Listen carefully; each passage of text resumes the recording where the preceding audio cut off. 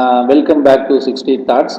In this video lecture, we discuss control chart for a number of defectives by using statistical quality control method. Otherwise, it is called a C chart, right? So, how to identify your problem belongs to C chart means the given problem having only what number of defect data values. Okay, once we get this term, that means a number of defect data values, obviously we consider your problem belongs to C chart problem, right? So let us consider one problem. The following table value gives the number of defects. So here we see the word is there, number of defects in 15 pieces of cloth of equal length, right? Construct a control chart for the number of defects. Okay, let us consider the data. So here totally we have 15 pieces. So piece 1, there are the number of defect is 3. That means 3 different places damages are there. Okay, piece 2, 4 times number of defect value is 4. Likewise we get number of defect value is 3, 4, 2, 7 up to 8, 6, 5. Okay.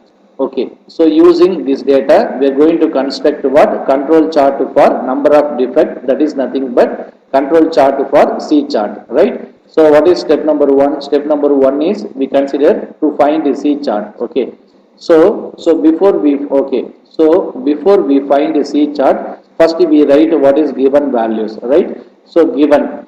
So here number of sample size, that means total number of sample size m value is 15, right? So step number 1 to find a C chart. So first we write a formula clearly. What is C chart formula, right? So we know that the control limit for C chart is central line, that is nothing but C bar, upper control limit line, that is nothing but C bar plus 3 into square root of C bar, and lower control limit line is what? C bar minus 3 into square root of C bar. So you consider this is equation number 1. So where, how to find C bar? C bar is nothing but sum of Ci by m. What is the meaning of sum of Ci means?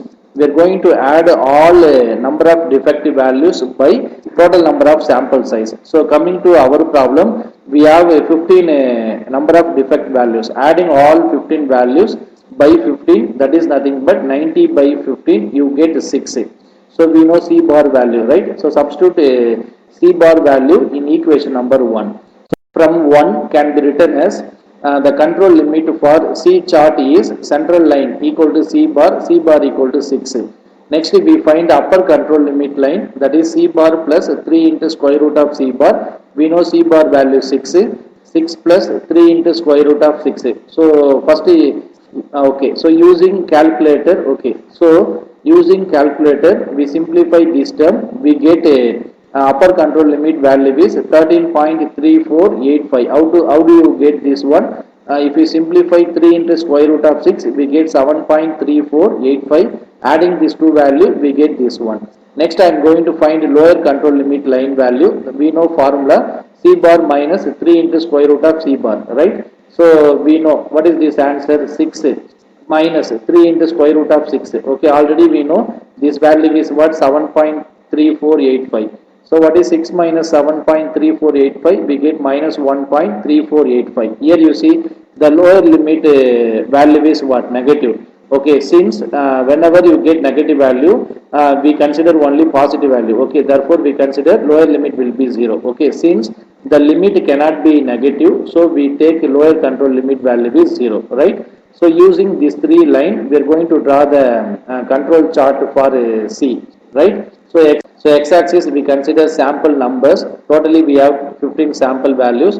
Y-axis we consider number of defect values. Okay, first we draw central line. What is central line value? 6. So we draw one horizontal line. Next we are going to draw another horizontal line, that is upper control limit value 13.35. It is nearer to 13.4. Okay. Third one, we are going to draw lower control limit horizontal line. We know lower control limit value 0. So x-axis itself lower control limit value. Okay. So now we are going to mark all number of defect values in the graph. Sample 1 number of defect value 3, sample 2 value 4, sample 3 value 3. Likewise we get remaining values, right? So from the graph, okay. So from the graph, it is clearly we can say that all the sample defect values lies between what control limit, which means lower control limit and upper control limit, right? So here we see conclusion, since all the sample defect values lies between the control limit, lower limit 0 and the upper limit is 13.35. Therefore your conclusion is what? That means therefore the process is under the control. Why? Because all sample values lies between lower control limit and the upper control limit. In case any one sample value does not satisfy a lower and upper control limit value, therefore the process is called out of control, right? So coming to our problem, all sample defect values lies between upper control limit and lower control limit. Therefore the process is called what? Under the control only. Okay, so I hope you are enjoying the session. Thank you.